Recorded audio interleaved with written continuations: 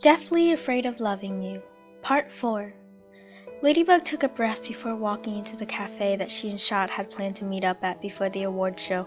She had taken a couple of pictures for some young kids who had excitedly spotted the hero of Paris and posed for the Ladybug, and Alia noticed her. When the heroine pushed open the door, she scanned around to look for her partner, and quickly found him waving animatedly.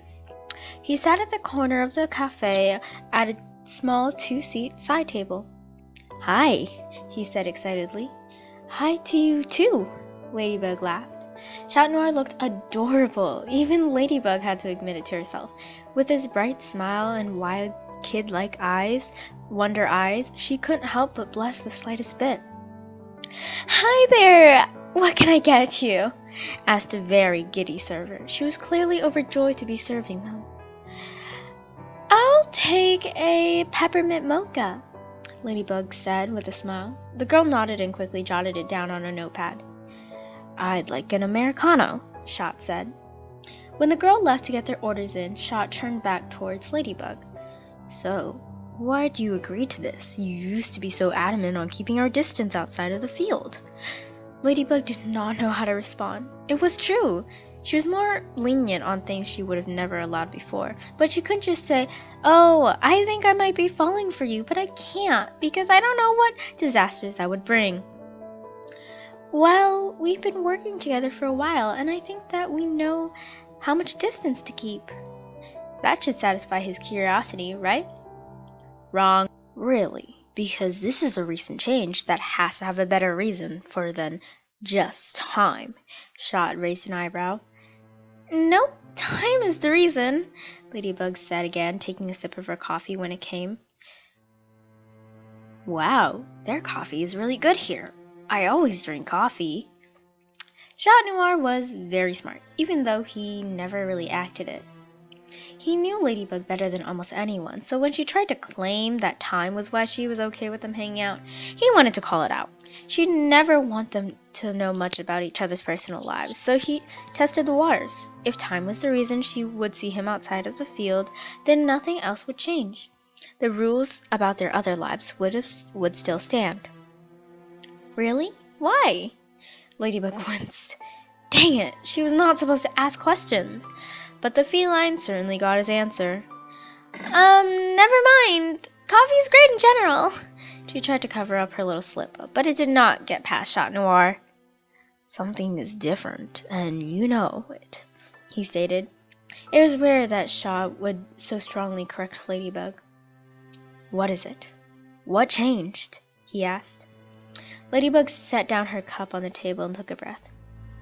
"You almost died," she said in a hushed voice.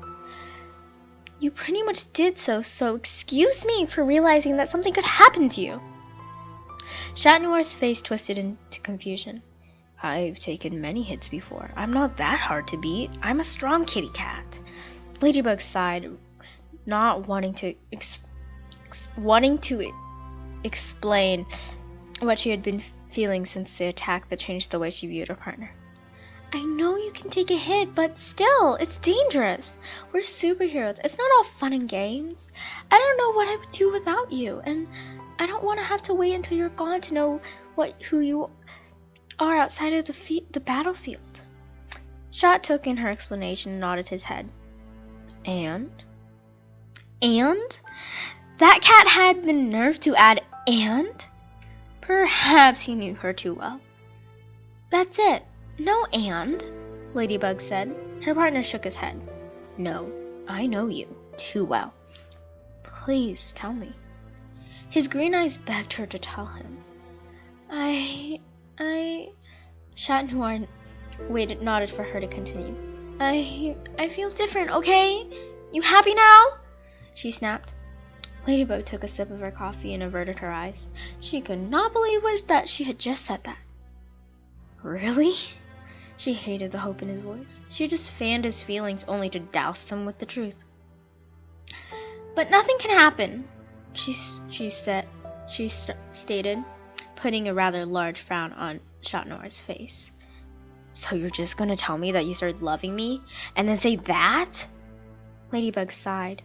"It's not safe. If anything happens, we might be distracted during fights. Or if Hawkmoth akumatized one of us, he could have even more leverage. Shot shook his head. No, that's not how it works. We can care about each other without being overly distracted during fights. Why aren't you letting this happen? Ladybug opened her mouth to throw a logical answer back, but nothing came out.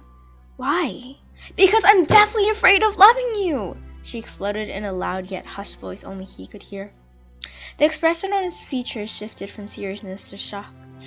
He asked silently for an explanation. I'm scared of what's gonna happen. If we're a couple and then break up, what's gonna happen then? The future is just too unclear. It's like jumping off a cliff. It may seem fun, but it could end up really badly. Sometimes you have a parachute, but other times you don't. We can't afford to jump off the cliff. Paris can't afford it. Fine, Shot said. He took a breath before picking up the empty cups up and tossing them out. He was very understandably angry. As much as he was trying to pick up what the lady in red was putting down, he was not okay with it. It could be dangerous, but it could be good and make them both happy. Relationships were supposed to be scary and be a risk. Why couldn't they just take the risk together? It's time to go, Ladybug said quietly, and the two walked out and headed to the award show without a word.